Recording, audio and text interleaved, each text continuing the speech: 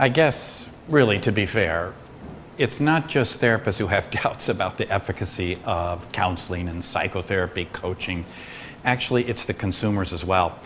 They've done surveys, the American Psychological Association, the California Association of Marriage and Family Therapy, where they've asked potential consumers of psychological services whether or not it works. And a staggering percentage have doubt about the efficacy of treatment.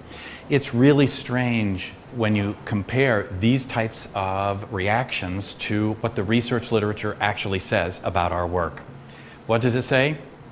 And I'll say this twice, the average treated client is better off than 80% of the untreated sample in most studies. Let me say that again. Regardless of problem and regardless of the treatment that's used, the average treated person is better off than 80% of the untreated people in most studies.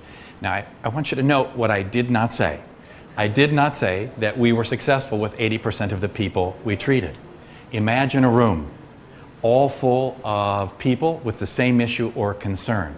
The one person in that room who gets care provided by one of you is going to be better off than 80% of those people in that room who did not get help.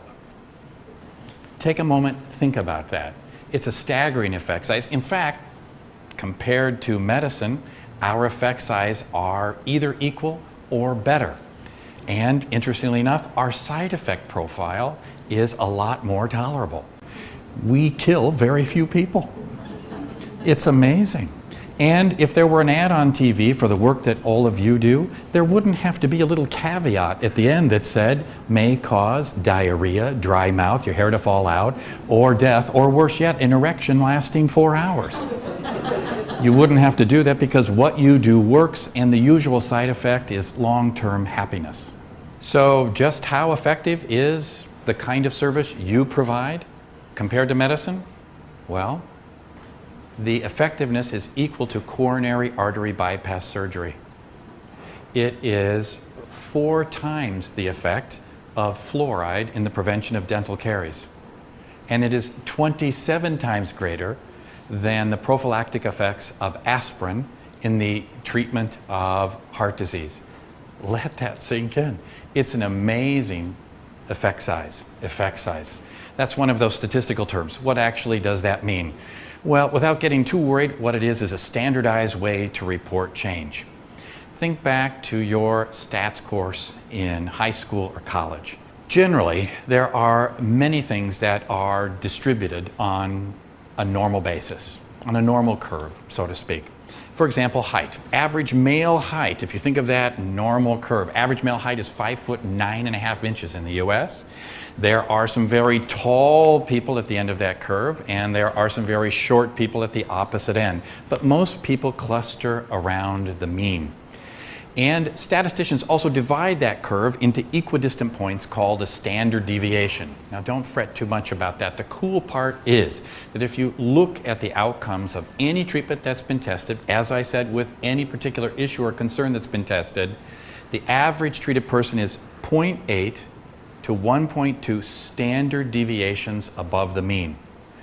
The distance between the mean and the first standard deviation is about 30%. About 30% of the cases on the normal curve fall between that mean and standard deviation.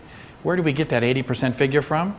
You add all the numbers together below that one standard deviation point. 30 plus 50 that fall below the mean is about 80. The average treated client is better off than 80% of the untreated sample. What all this technical language really says is coaching, psychotherapy, talking with another person with the intent to help them really does work. So if treatment works, then you may be wondering at this point, why am I inundated with paperwork, oversight procedures, all of this mess about showing that I'm an accountable practitioner? Well, it's true. Treatment really does work. And in fact, there's been an explosive growth both in access to services as well as the number of treatment approaches. Right now, a conservative count by former president of the American Psychological Association, Alan Kasdan, was that we had 400 different treatment models. In the field of coaching, if you're doing that kind of work, you've already noticed that the approaches to coaching has also similarly exploded. All well and good. Treatment works, the care you provide does work, but there are three persistent problems that feedback-informed clinical work are designed to solve. Number one is that we have a 47%, this is an average, 47% dropout rate. Let that sink in for a minute. Another way of saying this is, we do great work with the people who stay. But half of our customers decide early on, I'd rather be mentally ill than be forced to speak with you one more time. It's a sad sign, really. And the second piece makes it worse, and that is we clinicians don't seem to notice when clients are at risk for dropping out. Worse still, we don't detect when clients are deteriorating in our care.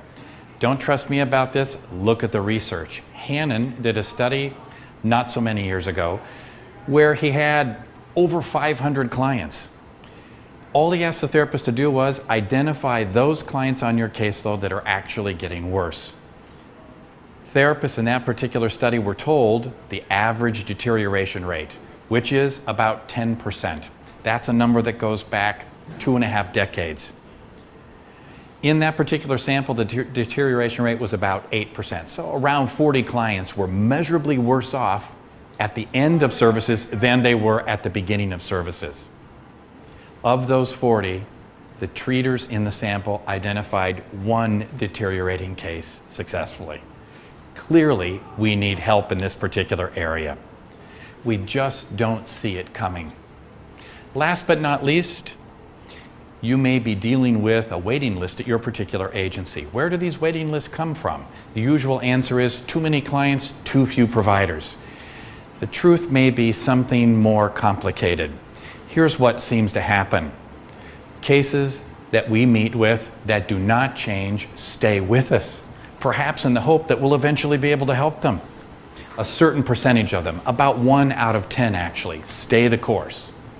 Those clients collect like plaque on the arteries of the treatment system. They don't go away. In fact, that 1 out of 10 clients that we don't help or that deteriorates ends up accounting for 60 to 70% of the expenditures in behavioral health system. In other words, a small percentage of clients account for the largest amount of expenditures. Why? Because we keep working with them despite our not helping them. Just so you don't feel bad, the same is true in the field of medicine, where a very small percentage of people account for the bulk of expenses in the healthcare system. Unless we address that problem, the queues, the waiting lists will never go away, and we'll really never get a handle on healthcare costs. All right, if you're not feeling discouraged enough, let me give you one more piece of bad news. And that is that while our outcomes as a field are really very good, they haven't improved over the last 35 some odd years. First studies to take a look at the overall outcomes of talk therapies were Smith and Glass back in the mid-1970s. Every so often a study is published looking at the overall outcomes of our field, and what do they find? They're about the same as they were the year before. When I ask therapists to explain this, they will often say, well, we're working with many more complicated, complex, and disturbed people. And yet, the particular studies done now actually take that into account. The truth of the matter is our outcomes are good, but they've remained relatively flat over time. So the question is, why? Why? Well, let me offer one more thing, and that is that the outcomes of individual therapists, once they finish school, they don't improve over the course of their careers. That's a sad finding when you think about it, especially when so many of us put so much into keeping our skills current. We attend workshops, we read books, we try.